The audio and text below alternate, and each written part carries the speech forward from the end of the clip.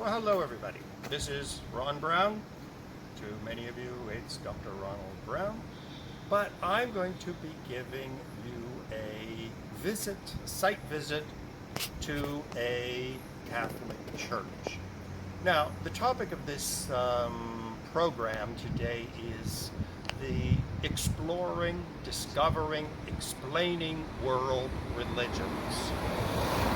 Now, we are standing in front of, as you can see on the sign, St. Adalbert Parish, which is a bit over 100 years old. We are in the Elmhurst area of Queens. And what I'm going to be doing today is describing what I call the universal building blocks of religion. What unites all religions? Even though, as we all know, religions are very different, they go to war and everything else, but there's certain elements that we have to understand to explain what is a religion. What unites all religions, but yet they can also divide religions. Now, as I describe religions, I like to use the analogy of a tree. Take this tree over here, put the tree down the street. Religions began probably millions of years ago when the first humans started becoming aware that thunder and lightning and death and life and birth and all of those were major issues and started asking questions. They started giving answers. Where do we come from? Where do we go when we die? Why are we here? Why does the thunder and lightning strike here and not someplace else? And so our cave-dwelling ancestors started elaborating theories. And from these theories, all of the religions which we have today emerged like a tree. So you think of the roots of the tree are the cave-dwelling ancestors, and each branch is another world religion. One is Judaism, one is Islam, one is Buddhism, one is Confucianism, one is the Mormons, another one is Seventh-day Adventists, and one is Catholic. So they all have a similar root, and they all have a similar origin. Okay, so sharing a common origin, a common root. All of the religions of the world have certain building blocks. So you can take any religion and you can break it down into its fundamental building blocks. And these building blocks are shared across all religions. Now, right now we are standing in front of St. Adalbert's Parish. You can see founded in 1892 in Elmhurst, Queens. Well, if you look at the building, it's neo-Gothic architecture, the same as St. Patrick's Cathedral in New York, the same as Notre Dame in Paris, a glory of European architecture. Well, if you look closely, what is that building? It's a recreation of a mountain. Now, if you look at a Hindu temple in India, or the Hindu temple of Ganesha in Flushing, Queens, it is a recreation of a mountain. So mountains are one of those universal building blocks of all religions. Every religion is fascinated, fixated on mountains. Now don't forget, where did Moses go to get the Ten Commandments? Up to Mount Sinai. Where was Jesus crucified? On a mount. The most sacred mountain of Judaism is Mount Zion. So every religion has a mountain. The Greeks had Mount Olympus. So the gods lived in mountains. They don't live in caves. They don't live in valleys. They don't live in flat plains. Mountains are one of those universal building blocks of religion. So that is why this church points upward, because one of the fundamental building blocks of religion is God is up there somewhere. Heaven is up there. Hell is down here. So Gothic architecture points upward. The dome of a mosque, the minaret, the towers on each side of each mosque point upward to where God lives. So a mountain is one of those universal building blocks of all religions. Now, we're going to cross the street and hopefully not get run over. And we're going to see some other universal building blocks of religion. Now, if you look above the door, you can see it's written in Verite adoremus pax et bonum. In truth, we are worship, peace, and good. Well, it is in Latin. Now, why would you put a modern Catholic church in Flushing, Queens? Why would you put an inscription on Latin? Well, once again, sacred language is a building block of all religions. Go to a Hindu temple, it is going to be in Sanskrit. Nobody speaks Sanskrit anymore, but it is the sacred language. Jews worship in Hebrew. Even if they don't speak a word of Hebrew, they have to say their prayers in Hebrew. You go to a mosque, the sacred language of Arabic. The Quran even says God chose to make his revelation in the pure Arabic language. So every religion has some kind of a sacred language. Even Protestants, who translated everything into German or English or French, rediscovered the importance of sacred language when Pentecostal Christians started speaking in tongues. Even in normal conversation, special words, strange languages have power. We say abracadabra, open sesame. Nobody knows what those mean, but they have a certain power. So architecture, mountains, very important. Sacred language, Latin, another very important building block of religion. Now, a totally different aside, not a fundamental building block, but every religion has to adapt to the modern age. If we look over here at the left of the entrance, we see 1947. All the soldiers were coming home from World War II.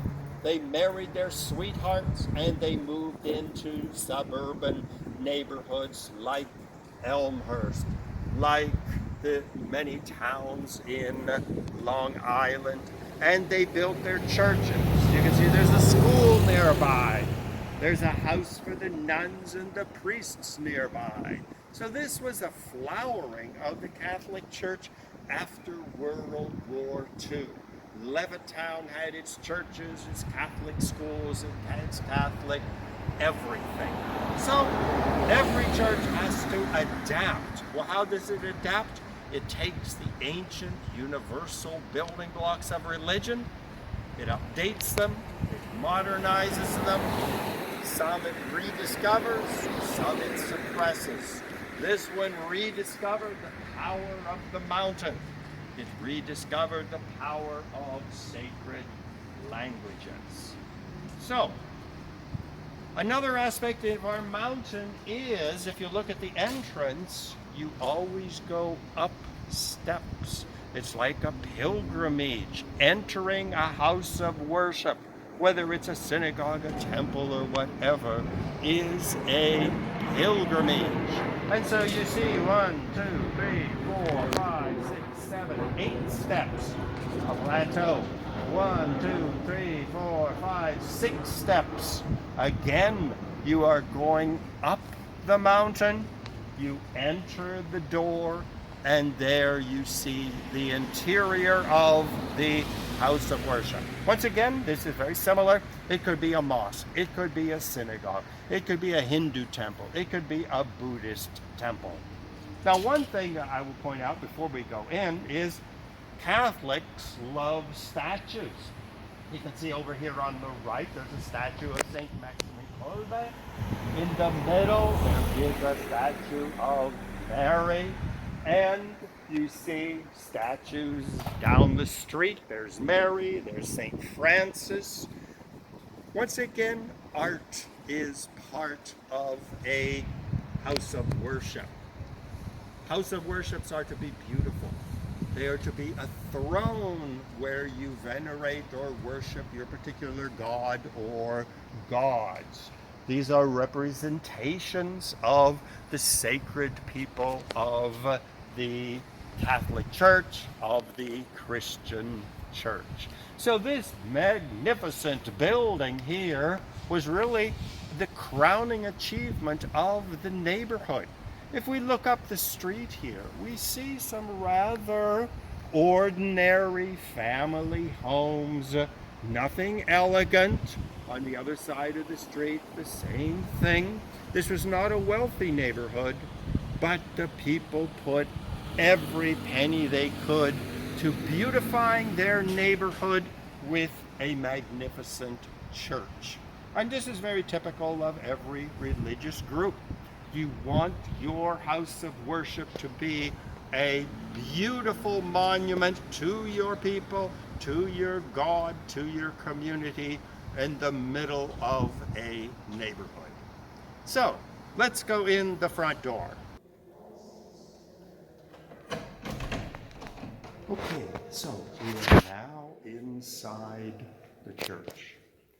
Now, every Catholic church, as soon as you walk in the door, has what we call here a holy water font. Now, today this is covered over because we have the pandemic lockdown, so they don't want people sharing water and that. But normally this would be open and there would be holy water in there. Someone would come in, they would take the holy water, make the sign of the cross, and then they would go in. Now, most Catholics never think much about this. Most Christians wouldn't. But we're dealing here with another very important universal building block of all religions, and that is water. Think Jesus being baptized by John the Baptist in the river Jordan. Think Muslims washing their hands, their feet, and their face before they say their prayers. Think the mikvah, the Jewish ritual bath before they have any religious functions. Water, purification. Think a baby being baptized by pouring water. Think Protestants taking a person into the river, dunking them 3 times. Water is powerful, a universal symbol. Think of the Ganges River in Varanasi in India, where bodies are burned and the ashes are thrown into the sacred Ganges River. In fact, the Ganges River is worshipped as a god, the Ganga. So here again, water is a very powerful symbol in all religions. It means you are born again. Think of a baby inside the mother is surrounded by water. Think of the flood of Noah wiping out humanity. So water is one of those universal symbols of all religions. Now, another very important part as soon as you walk into a Catholic church are along the walls you will see what we call stations of the cross. A church, a mosque, a synagogue, a Buddhist temple, a Hindu temple is more than just a beautiful building. It is a history lesson.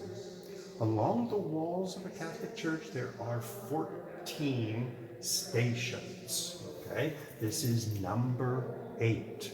And here we see the story of Jesus's arrest, his condemnation, his crucifixion, and his resurrection are portrayed in artwork on the wall. Now, art in churches and mosques and synagogues and everything is not just pretty. It is educational. This is a history lesson. Now, you have to realize in ancient times, most people could not read and write. They couldn't even read the Bible. They couldn't pick up the Quran or the Torah or anything else and read and write. So, history was presented through artwork. And so here we see the most important part of Christian history portrayed in art. So once again, this is part of the power of a house of worship. In a mosque, you will see there is writing around the wall in Arabic.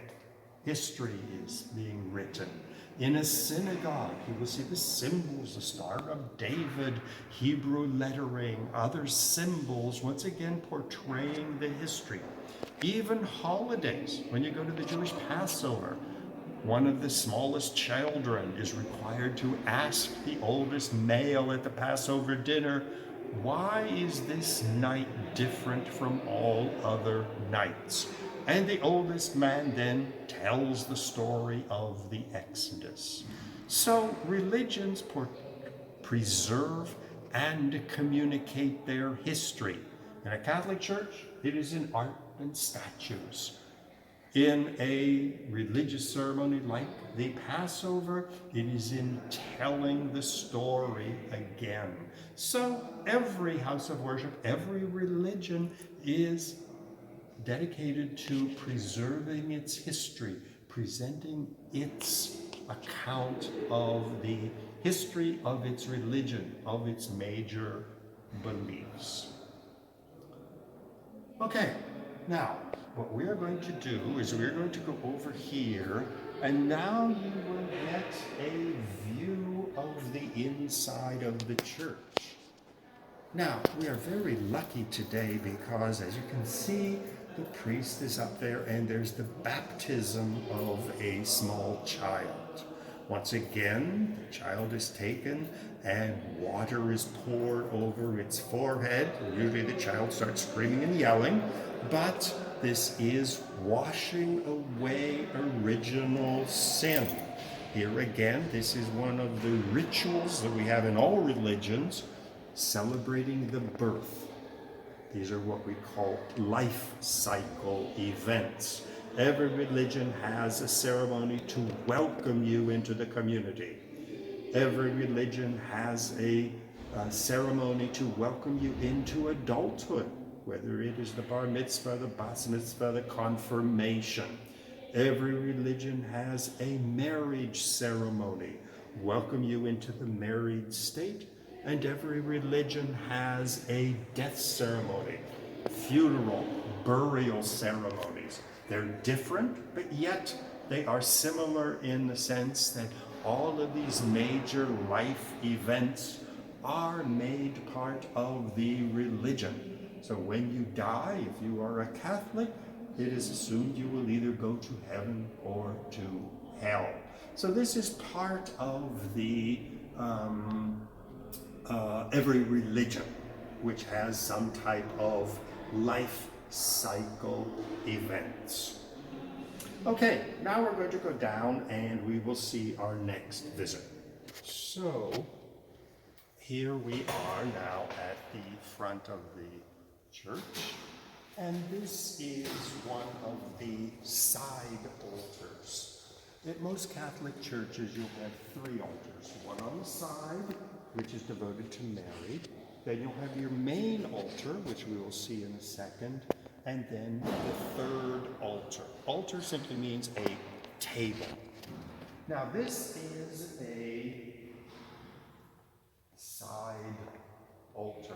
Now once again, we see the font here, which is the baptismal font. That's where the baby that we just saw was brought up and put in there, and the priest poured water on its forehead and baptized it. In fact, there's still some water in the bottom. Once again, the importance of water as a universal building block of all religions. Over here, we have holy water, where people can bring a little bottle. They can take some blessed water home with them. And many Catholics believe that it will improve your health, or that if you say a prayer, you can take some water and make the sign of the cross or something. And so, once again, the power of water. Now, this altar is devoted to Mary. Now, Catholic Church has a very powerful place for women. Don't forget, at the time of Jesus, women were basically at home having babies. Judaism until today has women behind a curtain in the synagogue. Mosques, women are separated from the men. But the Catholic Church was the first church that gave women a major place. And so that's why until today we have nuns. We have women who are saints, and women were given an important role. And once again, the role of women in religions is a very, very complicated issue. Now, on the right, we see Joseph and baby Jesus with Mary in the middle. Now, extremely important for every religion is the family. That is why religious groups are opposed to abortion. They are opposed to divorce. They support strong family values because the strong family unit is central to every major world religion. Now, of course, with some religions, you can have more than one wife. Sometimes divorce is tolerated. But in general, the family, a stable family unit, is one of those universal building blocks. And it is portrayed in Catholicism, which we call the Holy Family: Mary, Joseph, and baby Jesus. Once again, stressing the importance of the family as a universal building block, not only of religions, but of society as a whole. Now, another very important universal building block of all religions is this candle.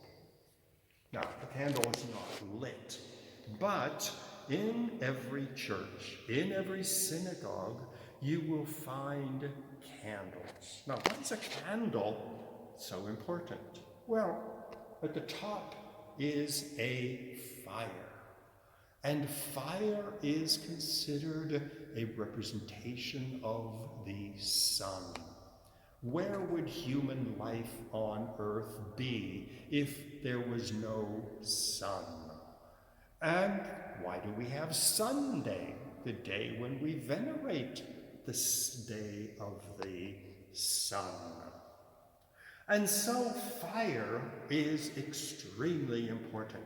If you go to Benares, the Hindu sacred city on the Ganges River, they burn the bodies of the dead and throw the ashes into the river, going back to nature. Think of the Jewish Bible, the burning bush. These are all fire symbols. Now, these are not just Jewish and Christian, but every religion. Zoroastrians have their fire temples. The eternal flame in a church, in a synagogue, is very important. So fire is one of these universal symbols found in all religion. Whether it's fire, whether it's water, whether it's family, whether it's birth, whether it's death, all of these major events are incorporated into every world religion. Now, we are moving over here to the main altar. Now, here again, you see the red candle on the right. It is called the eternal flame. In Hebrew, they call it the ner tamid, meaning the flame that is always burning. Now, what is the power of this? Well, think, when you go on vacation and you have a nice house out in Long Island or somewhere, very often people will put the house lights on a timer. So at 8 o'clock, automatically, the lights in the living room click on, the television clicks on. At 11 o'clock, a light in the bathroom upstairs and a bedroom clicks on, meaning, or giving the message to anybody who wants to break in and rob the house blind, someone is at home, which is basically the message of the eternal flame, the flickering light. Sometimes it's to the side of the altar. Sometimes it's hanging from the ceiling. Here we see other candles, once again stressing the power of the sun as the source of all life. Now, here we see the main altar. At the top, we see saints and angels, and so each of these has its own unique history. Now, in that little box, you see on the altar, the table, there's a little box there with a door, 2 candles on either side. Now, in the Catholic Church, they keep the bread wafers, which Catholics believe were turned into the body and blood of Jesus during the ceremony called the Mass. Now, this brings up another universal building block of all religions, and this is food. Think of the Passover dinner, the Seder, where special foods are eaten. Think of kosher food. Think of halal food for Muslims. Think of vegetarian food for Hindus and Buddhists. Meat and food and slaughtering animals is all part of the religion. Food is a major building block of religion. Now, you'll say for Protestants there's no food. Well, where would we be without Christmas cookies and Easter chocolate? So when a religion doesn't have a major place for a particular universal building block, society finds a place for it. It invents Christmas cookies and all kinds of foods. So in this box is the host, the little bread wafers, which are locked away, which Catholics believe are part of the body of Jesus. Now the saint above there, you can see he's wearing the crown of a bishop and holding the staff of a bishop. That is Saint Adalbert, that's the saint who this church is named after. Now, Catholic churches, don't forget, the word Catholic means universal, worldwide. So if you come here, you see Saint Adalbert, who was the Bishop of Prague in Czechoslovakia and visited the hometown of my father's family, the Boronowski family in Slovakia, and then went up and to convert the heathens in Poland and in Russia, and was martyred by the pagans. So every church is universal. Every religion, in fact, claims to have universal validity. Islam claims to be a religion not just for one tribe or one people, but for all of humanity. And so that's why Muslims, like Christians, sending out missionaries to convert people around the world. So this is the main altar. Now, if we turn completely around and look in the other direction, up above the doors where we entered, you see there is an organ. Organ is like a piano, but has big pipes on both sides, which makes beautiful music.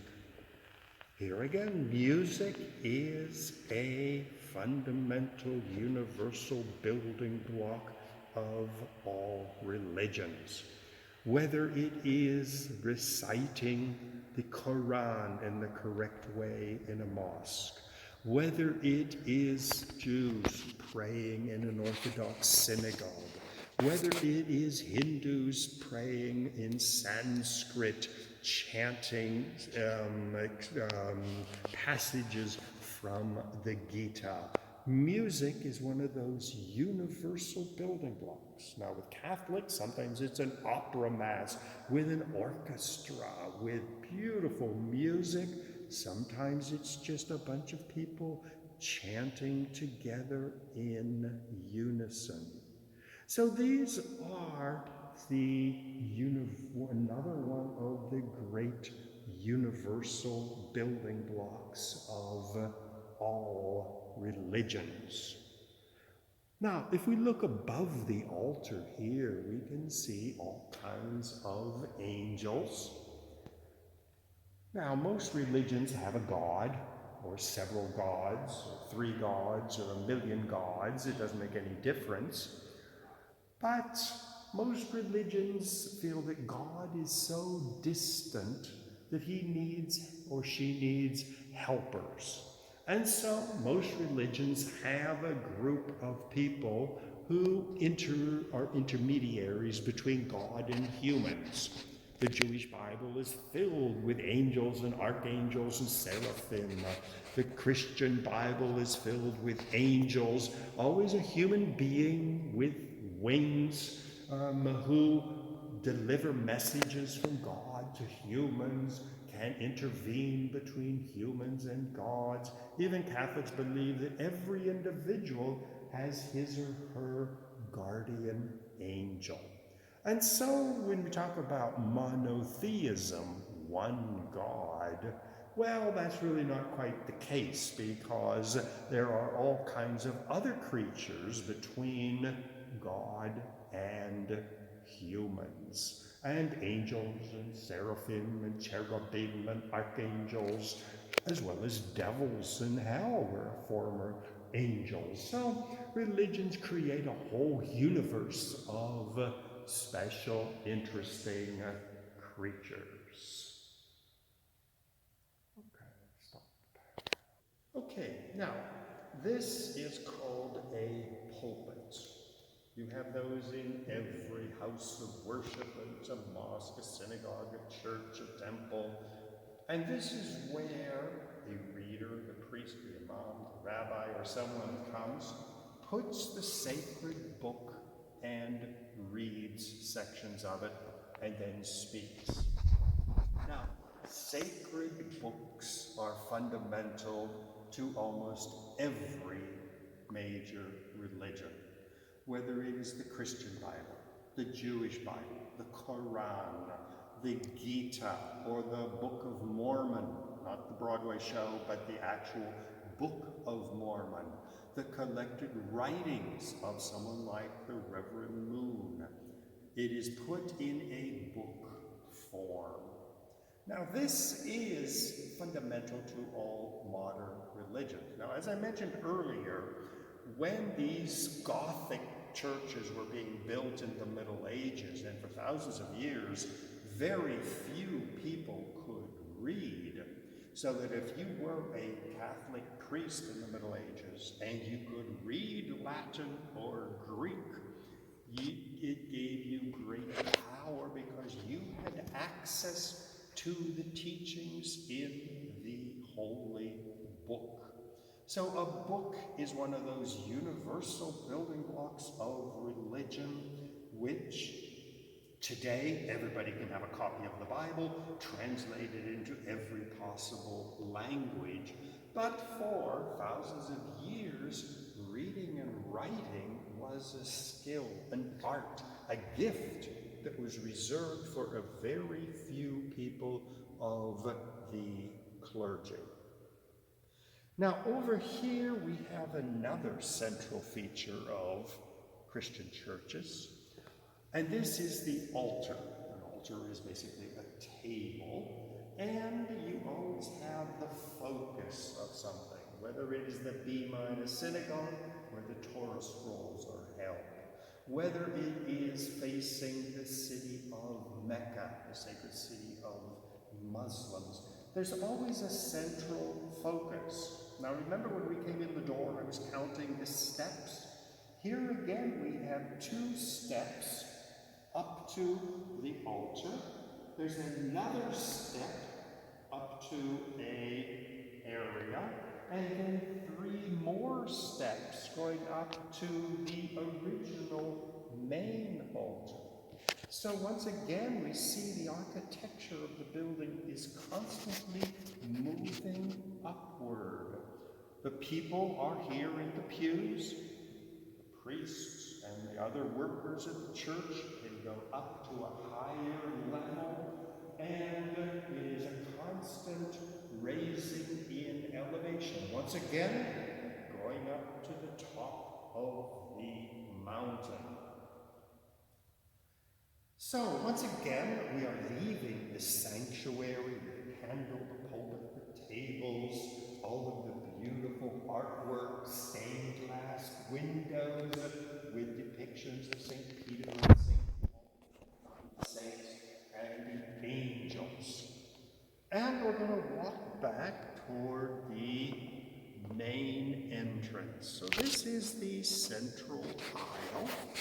As you can see, we are in lockdown. Don't forget, this is August 2020, and as you can see, every other pew is blocked off so that the people won't come into contact with each other and spread the virus. So this, once again, is an example of what I call the universal building blocks of religion. Now, there are many, many other building blocks I could have spoken about. For example, clothing. I mean, Jews wear the yarmulke, Muslims cover their head, women wear the veil. Catholic priests wear vestments, we call them, sacred garments. Buddhist monks wear the orange robes. Clothing separates you from other people. You're not an ordinary person like me in blue jeans and a shirt. You're not somebody in a tank top and shorts or just an ordinary dress. Religious leaders are generally marked by some distinctive form of clothing to show that the clergy, the religious leaders, are not just somebody else, but they have a special role. Now, in many religions, such as a Catholic religion, we believe that the priest has the power to forgive sin, the power to marry people, the power to bless people. Other religions say that a religious leader, such as a rabbi, is a highly educated person who intellectually understands more about the religion than the average person. But here again, that's another fundamental universal building block of religion. There are certain select leaders who have a certain knowledge or a certain power. So I could really go on all day talking about these universal building blocks of religion. There are loads of them. Take one, hair. I don't have any hair, but very often a woman, Jewish woman, when she gets married, she covers her hair. Muslim men wear beards. Many monks in Christian monasteries wear beards, but they cut the top of their hair. My aunt, who was a Catholic nun, had her hair shaved like me, and she wore a veil. So here again, who would have ever thought that hair was one of these universal building blocks of religion? In fact, when we think of a wise old man, we think of a long white beard. And so this is another element of world religions. Sometimes it's there, sometimes it's not, sometimes it comes back. But these are the universal language of all religion. Now, I was very lucky because I was raised Catholic, so everything we've seen today is part of my childhood. But understanding all of these building blocks really equipped me to be able to understand almost any world religion. So when I lived for 5 years in Jerusalem, I was perfectly comfortable in a synagogue or a mosque. When I was in South Asia, I was perfectly comfortable in a Buddhist monastery or a Hindu temple. When I was in Africa, when a woman came up and gave me a grigri, which is a magic amulet that I would wear, and she guaranteed me that if I wore this within 3 weeks, I would be married. Needless to say, I didn't put it on and wear it for 3 weeks, and I've remained single until now. But I understood where she was coming from.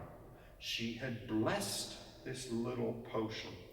And so, just like Catholics wear medals, Orthodox Jews wear strings on their t-shirt, Muslims have their own religious garb and their own magic potions and things.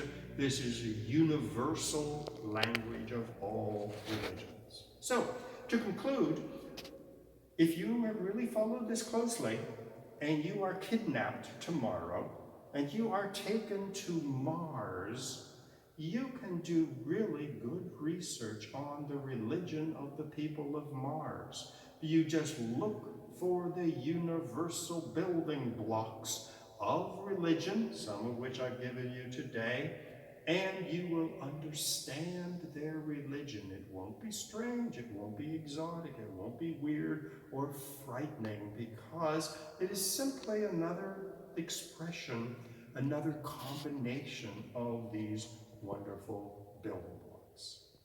So once again, I will say thank you. If you do have any questions, I have a very simple email address. You can write Ron Brown Media, Brown, B-R-O-W-N, ronbrownmedia@gmail.com. I love to get feedback from these various programs and welcome comments, suggestions, criticisms, whatnot, and I look forward to hearing from you.